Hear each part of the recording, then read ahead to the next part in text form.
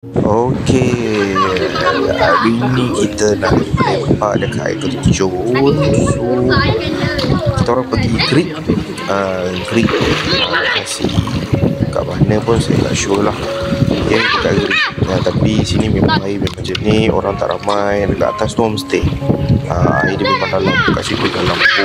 Memang best. Jadi memang kita orang pun banyak kali dah datang kat sini. Memang cantik, air memang tenang. Ini macam predator dah ni. So tengoklah, enjoy. Ada nak tangkap pula. Mangkuk tenggelam. Ada terjun. Okey.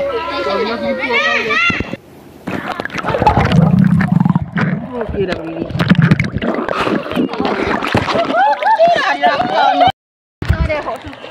Tu lambat lagi. Kau bukan dia buat apa pun. Tak nampak pun nama air. Putus. Apa tu? Ada. Bohong lah ambil. Ambil kat bawah. Kat bawah.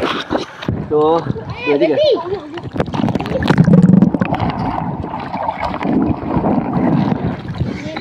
Tak tahu jadi ke tak, macam buruk. Apa itu? Mai tak tudung.